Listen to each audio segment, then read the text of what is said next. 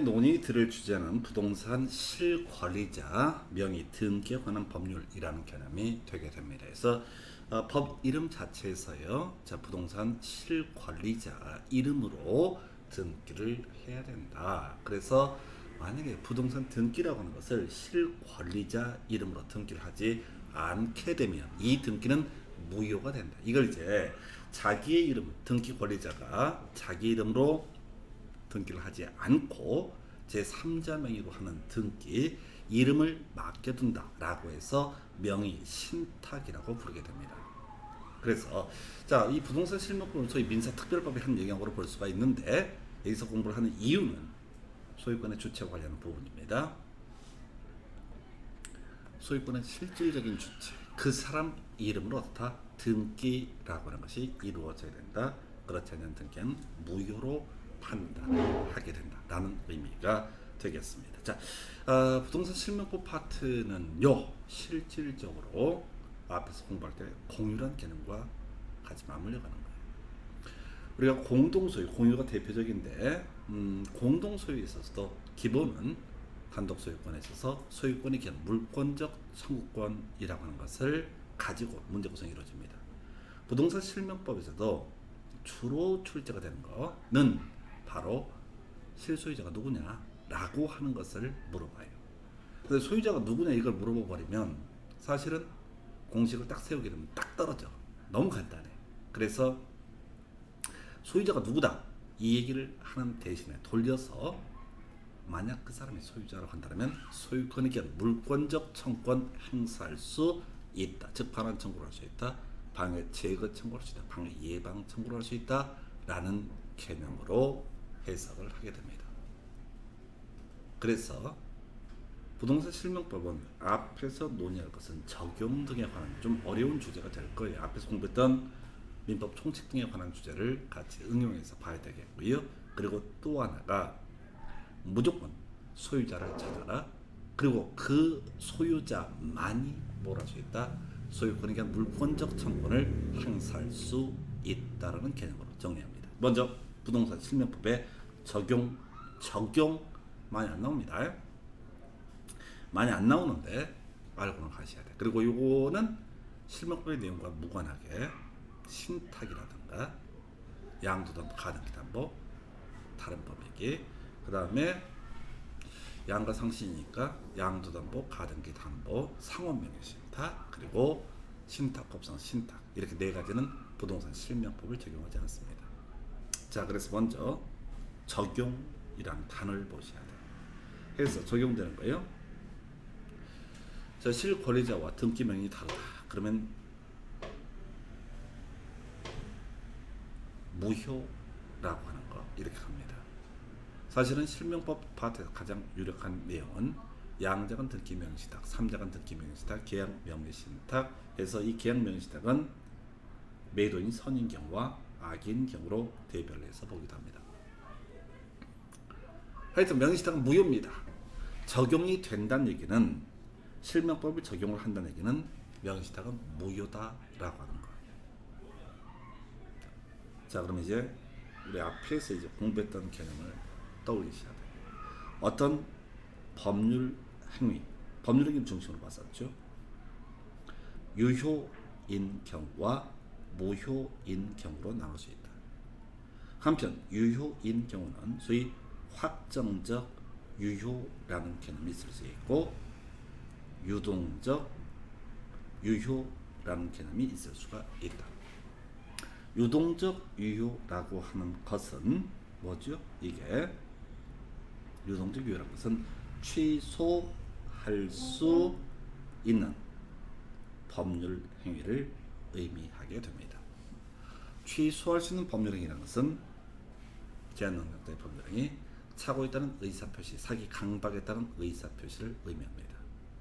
한편 무효라고 하는 것, 뭐 이제 굳이 해석하면 절대적 무효라고 한 것과 상대적 무효 등으로 대별해 볼 수 있다. 절대적 무효, 강행 규정에 위반한 법률행위, 효력 규정에 위반한 법률행위, 민법 103조 반사회적 법률행위, 104조 불공정한 법률행위 뭐 이런 것들을 우리가 절대적 무효. 그래서 기본적으로 선의 제3자도 보호를 받을 수가 없었던 것이고 통정 허위 표시라든가 비진의 의사 표시 중에서 상대방이 알아보나 알 수 있었던 비진의 의사 표시 이런 것을 기본적으로 선의 제3자가 보호받을 수 있는 상대적 무효라고 해석을 합니다.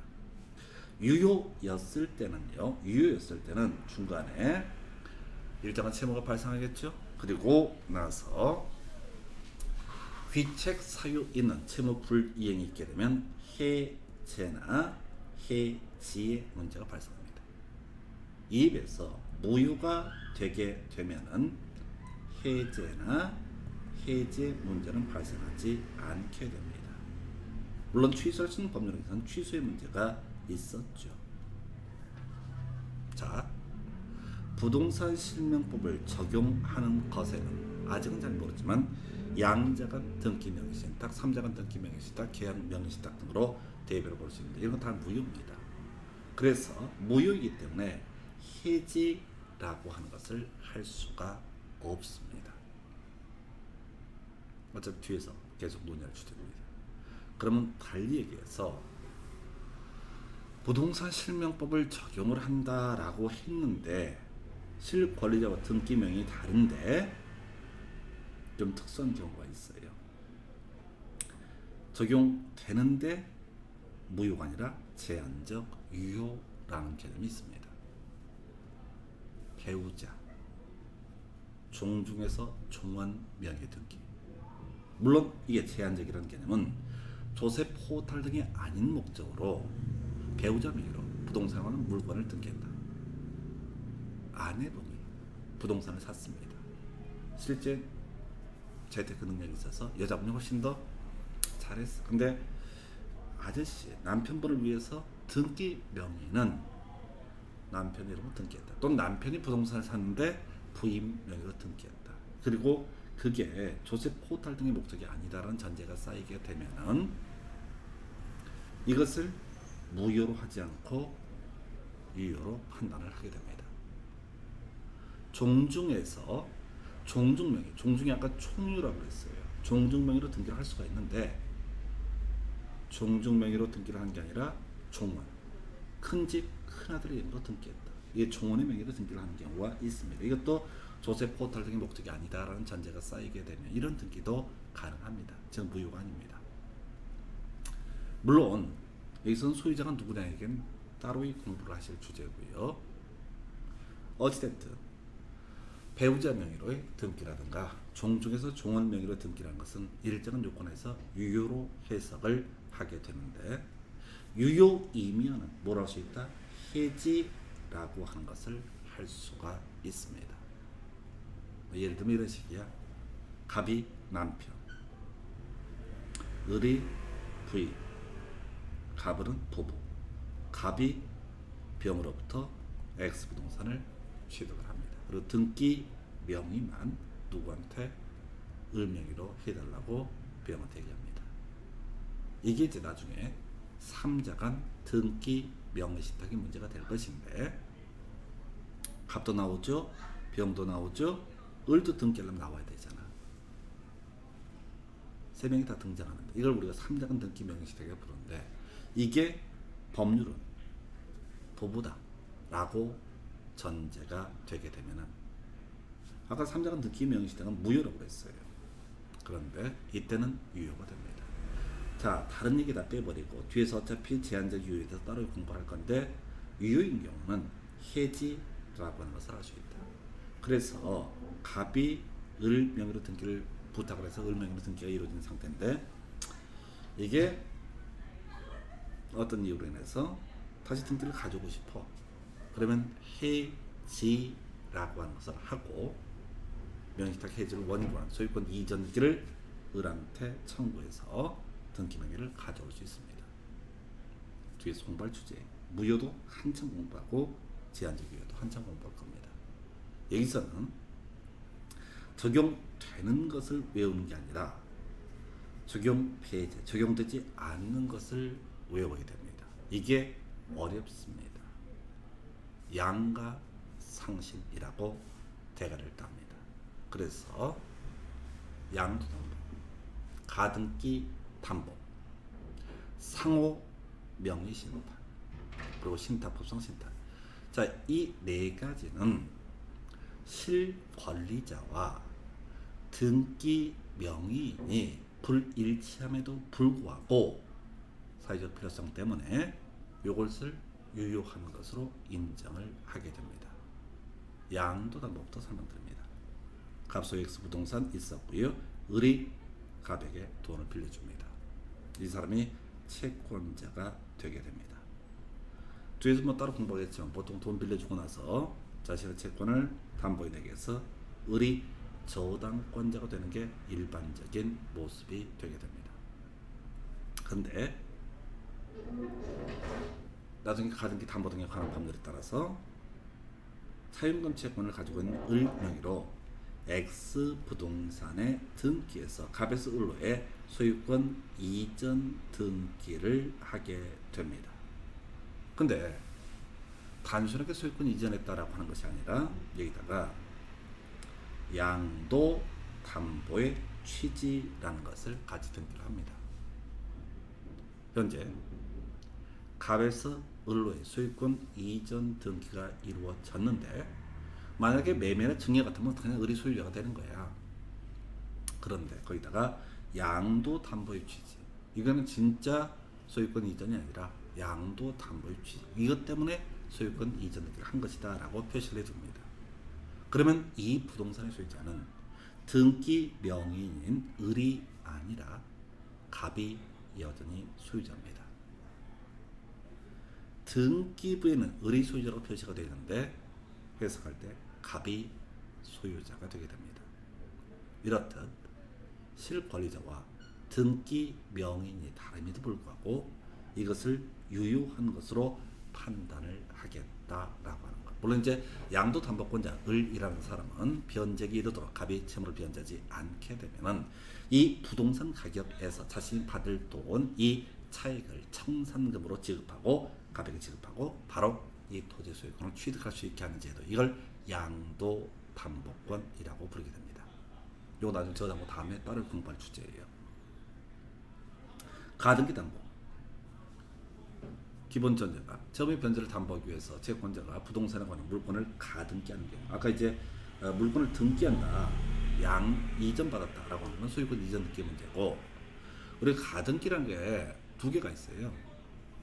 갑소유의 X 부동산에서 을과 매매 계약을 체결하고 갑이 이런저런 이유로 등기를 당장 넘겨줄 수 없는 상태.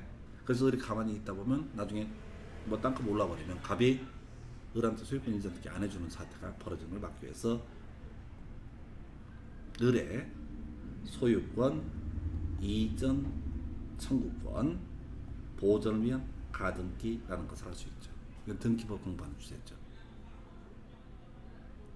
그 얘기인즉슨 을이라는 소유권 이전 등기 청구권 목적의 가등기라는 가등기권자는 나중에 갑한테도 강제적으로 일정한 요건 하에서 소유권 이전을 신청할 수 있습니다.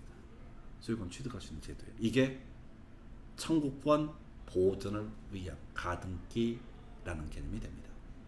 이 자세한 내용은 어차피 등기법에서 얘기를 합니다. 근데 지금 담보가등기라고 하는 거 어떤 제도냐? 여기다 가등기를 하는데 가등기를 했다는 게 실질적으로 권리관계 이전되지는 않았습니다. 근데 이제 가등기권자는 담보가등기 권리자는 구조가 똑같아.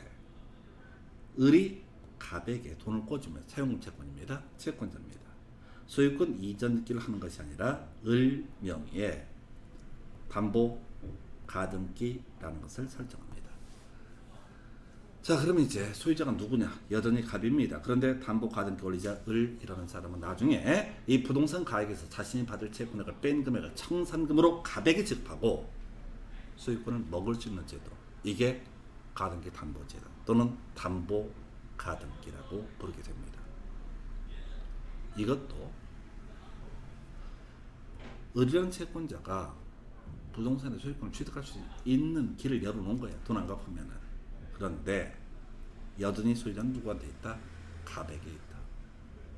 그래서 약간 얘는 논리 체계가 안 맞아. 양도담보만 해도 쉽게 이해가 돼.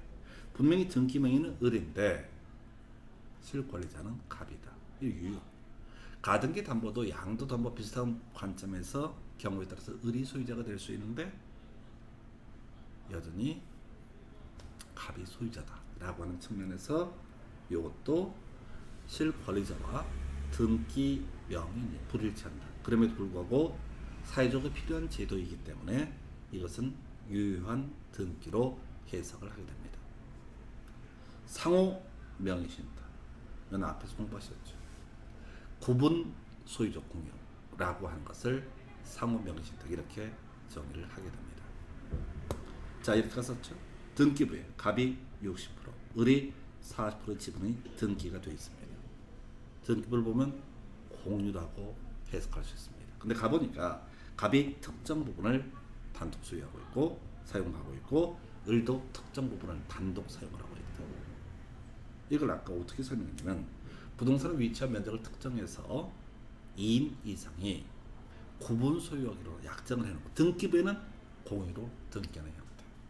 이걸 이름하여 구분 소유적 공유 또는 상호 명의신탁이라는 용어를 씁니다. 부동산 실명법에서는 상호 명의신탁이라는 용어를 씁니다. 서로 명의를 신탁해 놨다.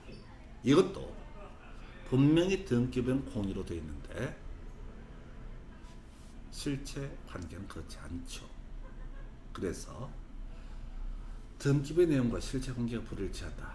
그럼에도 불구하고 사회적으로 많이 이용이 되고 있기 때문에 그냥 유효한 것으로 인정하게 되는 것, 즉 실명법의 적용 배제라고 접근을 합니다. 마지막 신탁법상 신탁이라고 하는 것. 자, 신탁법상 신탁 얘기는 학개론 얘기부터 시작되고 나중에 등기법에서도 이슈가 됐죠. 학개론에서 부동산 개발론이라는 영역에서 개발의 주체에 따라서 공공개발과 민간개발, 공공과 민간의 공동개발 이런 식의 얘기 있었고 민간에 의한 개발이라고 하는 것은 두 가지로 구분하죠. 토지 소유자 혼자 사는 개발을 자체 개발사업, 토지 소유자와 개발업자가 결합을 해서 하는 개발을 지주 공동사업이라고 정의를 합니다. 지주 공동사업은 종류가 대단히 많은데 신탁 방식과 수탁 방식이라는 게 있다. 신탁 방식은 형식적으로 소유권이 이전되는 것을 얘기하고 수탁 방식은 형식적으로 되거나 소유권이 이전되지 않는 것을 수탁 방식이라고 부른다. 물론 이제 이번 시험에서 31회 때인가 30회 때 연속 나왔던 것이 신탁의 종류를 쭉 나열을 했었죠. 관리 신탁, 처분 신탁, 또 뭐가 있었지? 분양 신탁도 있었고요. 토지 신탁은 존재하지 않는다. 이런 것을 출제 쟁점으로 삼았던 바가 있습니다. 신탁의 개념 설명드립니다. 갑이라는 사람이 X 부동산의 소유자. 이 사람을 우리는 맡길 사람, 위탁자라고 부릅니다. 그리고 을이라는 사람을 이름하여 수탁자라고 부르게 됩니다. 맡아두는 사람. 등기 명의. 갑이 병이라고 하는 아들이 있는데 얘가 어리버리. 그래서 얘한테 자기가 뭐 죽어버리거나 등등해서 병한테 잘못 등기 넘어갔다간 재산 다 해먹을 것 같아요. 그래서 신탁회사인 수탁자 이름으로 소유권 이전 등기를 합니다. 그러니까 이 등기부에는 을 명의로 소유권 이전 등기가 되어 있습니다. 그러나 실소유자는 여전히 위탁자가 되게 되는 관계. 그래서 수탁자인 을이라고 하는 사람은 위탁자인 갑 또는 수익자인 제3자에 대해서 병에 대해서 이 부동산의 개발, 관리 뭐 등등등을 통해서 얻게 되는 이득 등을 배분해 주는 관계, 이런 것을 우리가 신탁이라고 부르죠. 그래서 신탁에서 등기법으로 넘어가게 되면 암기하실 게 하합주라고 하는 거. 소리 좀 같다고 했어요. 하합주.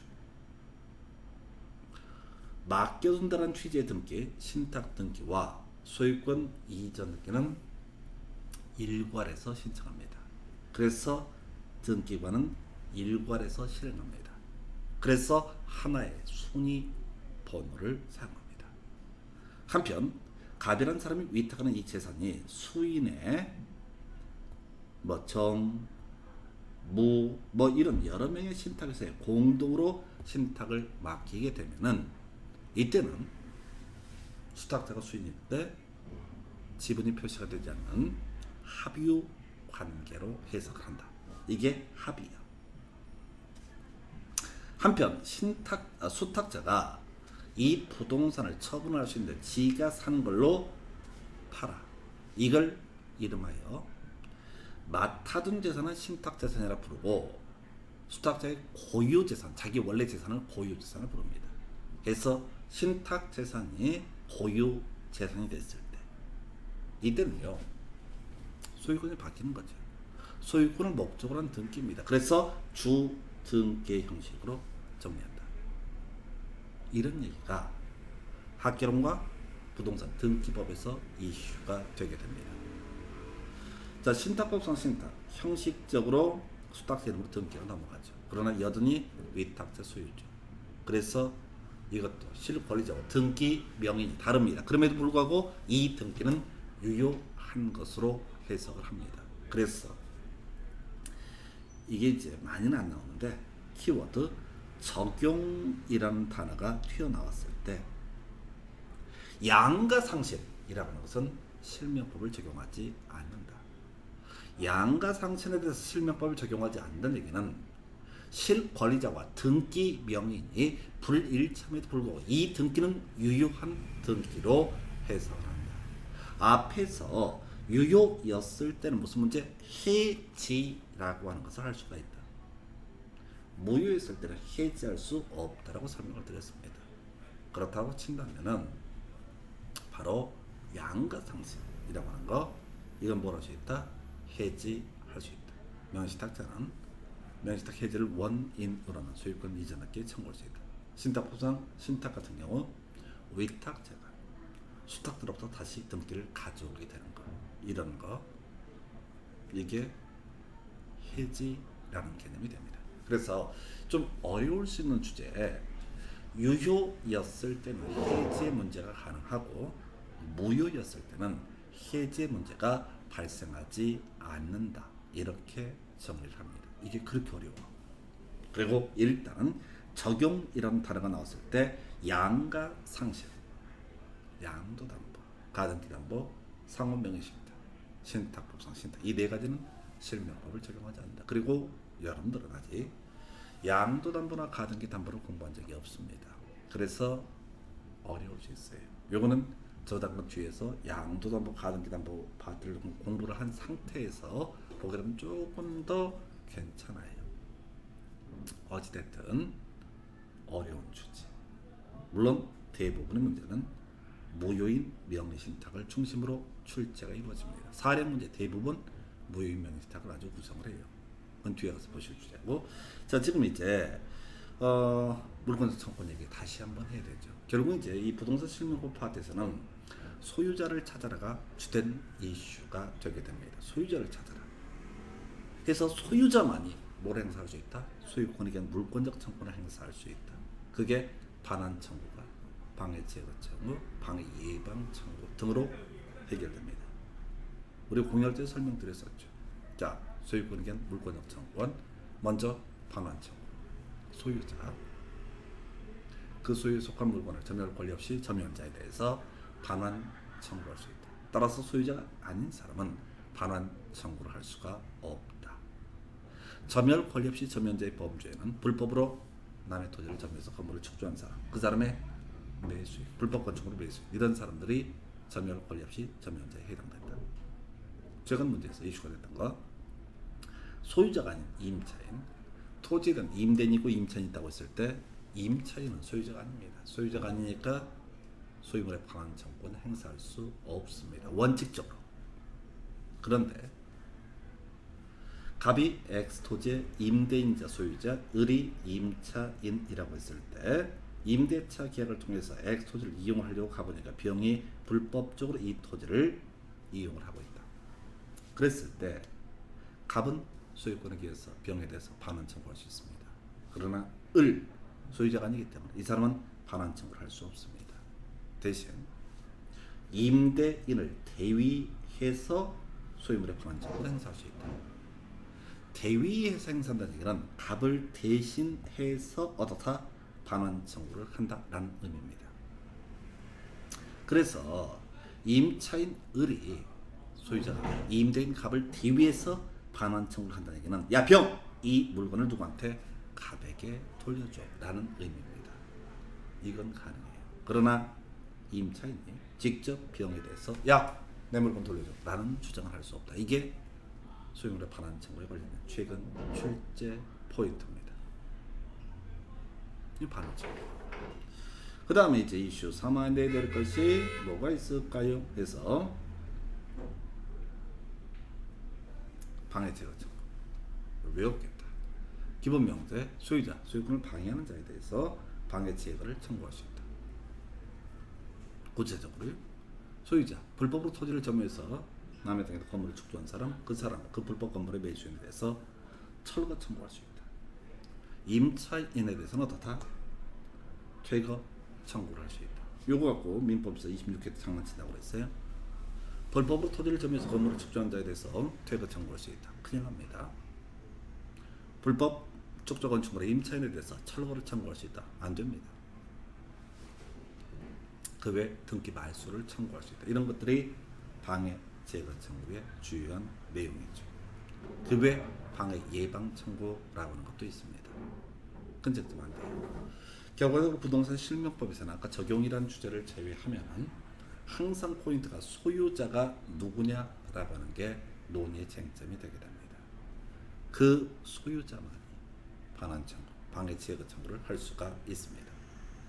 그래서 이제 요건 이제 앞에서 공부했던 주제죠. 그래서 이 소유권에게 물권적 청구권, 다른 물권, 지상권, 지역권, 전세권, 저당권 등에도 준용되게 됩니다. 지상권, 지역권, 전세권, 저당권 등은 등기를 통해서 기본적으로 성립한 물권이죠. 소유권도 기본적으로 등기를 통해서 성립합니다. 물론 법률 규정에 따른 부동산 물권 변동은 특수한 경우고요. 그래서 이 소유권에게 물권적 청구권은 나머지 물권에 준용됩니다. 근데 이 본권 중에서 지역권, 저당권이라고 해서 점유를 목적하는 권리가 아닙니다. 그래서 지역권자, 저당권자는 반환 청구라고 하는 것은 허용되지 않는다라고 할 것. 요건 이제 지역권하고 저당권 할 때 다시 또 설명드릴 주제입니다. 이걸 왜 얘기했다고요? 실명법에서는 아까 적용 얘기를 제외하면 항상 모든 논의의 핵심이 소유자를 찾아라 이거라고. 근데 소유자는 몇 개 공식이면 딱 떨어져. 금방 외워버려요. 그러니까 결국은 소유자가 행사할 수 있는 게 소유권에 기한 물권적 청구권이라는 개념과 연계가 되게 됩니다. 자, 그래서 자, 제한적 유효 봐야 되겠죠? 많이 안 나옵니다. 10년에 한 번 나왔어요. 깊이 보실 주제는 아니고요. 그냥 무조건 소유자를 찾아라 이것만 가는 거예요. 근데 이미 우리 하나 공부했어. 제한적 유효인 경우에는 어떻다? 해지라고 하는 것을 할 수가 있다라고 설명을 드렸습니다. 먼저 범주, 유형에 대해서 봅니다. 조세 포탈 등의 아닌 목적으로 배우자 명의로 부동산에 관한 물건을 등기한 경우, 이게 우리가 주로 소유권만 갖고 얘기를 하는데 그게 저당권이 될 수도 있고 지상권이 될 수도 있는 것이죠. 조세 포탈 등의 목적이 아닌 목적으로 종축이 종원의 명의로 부동산에 관한 물건을 등기한 경우 이렇게 권리관계 핵심은 소유자를 찾아라 해요. 누가 소유자냐? 이거는 단순 암기입니다. 대내적 소유자와 대외적 소유자 요거 아는 게 핵심이에요. 자, 갑이 남편, 남자분, 이 사람이 뭐 돈 벌었다 하십시다. 을이 여자분, 부부야. 법률원입니다. 사실은 아니고 법률원입니다. 그러니까 갑이 사가지고 실제 등기 명의만 을로 해놓은 거예요. 이걸 우리가 조세 포탈 등의 목적이 아닌 목적이다. 그 사랑의 증표 정도로 생각하자고. 겁나 사랑해. 말은 못 믿잖아. 등기를 넘겨줄게.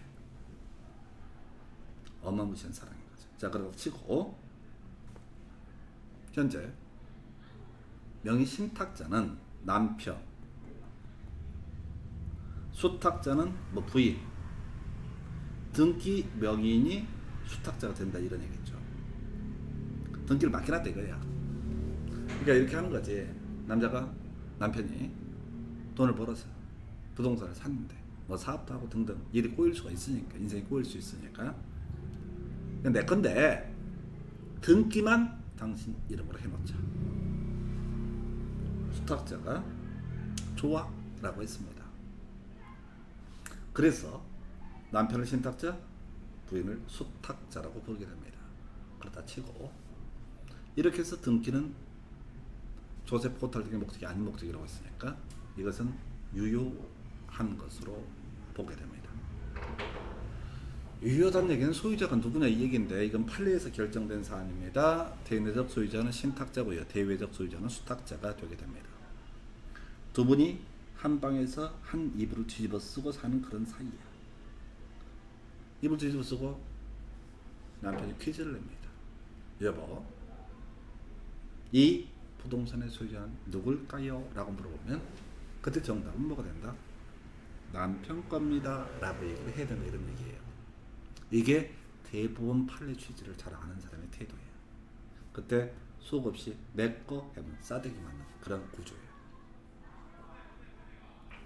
두 분이 있을 때는 신탁자가 소유자가 됩니다. 왜요? 그냥 그래요. 근데 이분들이 이제 눈을 떠서 외출을 갑니다. 남편분, 부인분이 갑니다. 이 엑스토지 앞에 있어요. 그래서 지나가는 제3자가 근데 이거 이 땅 누구 겁니까? 라고 물어봤을 때 남편이 속없이 저요, 이지를 하게 되면 싸대기입니다. 이때는 대외적 소유자는 등기부에 표시된 명의주탁자가 소유자가 되게 됩니다. 여기 끝났어. 집에 있을 때는 신탁자, 밖에 나오면 수탁자. 이 얘기로 이 파트의 모든 얘기는 귀결됩니다. 나온 챕터는 얘기다. 물권적 청권, 소유자, 소유권에게 물권적 청권 행사할 수 있다. 이때 주로 이해시가 되는 게 반환 청구나 방해 제거 청구 또는 방해 배제 청구의 문제가 나옵니다. 자, 그러면 남편 신탁자, 부인 수탁자, 누가 병이 여기다 불법적으로 건물을 축조합니다. 그러면은 신탁자가 나서서 토지 반환 청구를 할 것이냐, 수탁자가 나서 토지 반환 청구를 할 거냐, 또는 건물 철거 청구를 병한테 할 때 누가 얘기를 해야 된다. 이때는 대외적 소유자인 명의 수탁자가 얘기를 해야 된다. 이런 논리 구조입니다. 그럼 신탁자가 소유권을 주장할 때가 언제가 있겠느냐가 째지면 돼. 둘이서 째졌어. 사이가 안 좋아졌어. 사랑의 정표고 지랄이고 이제 내 거니까 나한테 등기 넘겨달라. 이때는 이제 신탁자가 소유자가 되게 되는 겁니다.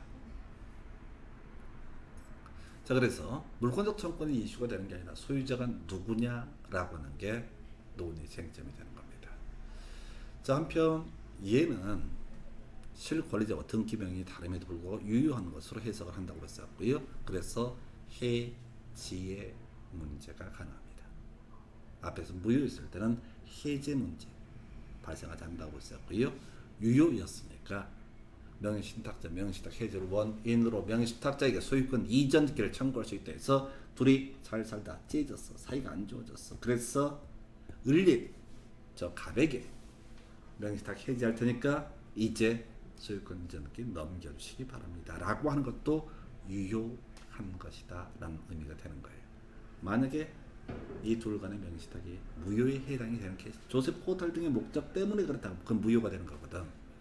그러면 그때는 해제 문제가 발생하지 않게 됩니다. 물론 실질적으로 문제를 구성할 때는 조금 더 난이도 있는 질문이 한두 개 더 튀어나와요. 그러나 필요 없습니다. 이 파트에서는 그저 소유자가 누구냐를 봐야 되고, 실제 문제를 구성할 때는 소유자만이 소유권에 대한 물권적 청권 행사할 수 있고요. 그 다음에 이것은 유효이기 때문에 해지라고 하는 것을 할 수가 있게 됩니다. 이게 소위 제한적 유효인 명의 신탁에 관한 주제가 되게 됩니다. 자, 이제 남아있는 것은 다음 시간에 공부하게 될 무효인 명의신탁. 그래서 3자간 명의신탁과 계약 명의신탁, 이걸 중심으로 사안을 살펴볼 거예요. 대부분의 문제는 무효인 명신탁이라는 주제에서 논의의 대상이 되게 됩니다. 사령 문제이기 때문에요. 자, 공식 몇 개 외우시게 되면 아주 간단하게 문제를 풀어 가실 수가 있게 됩니다. 자, 이번 시간 여기까지 보시고 다음 주, 자, 화요일인가요? 화요일 날 다시 이어서 설명을 드리도록 하겠습니다. 자, 수고하셨습니다. 마치겠습니다.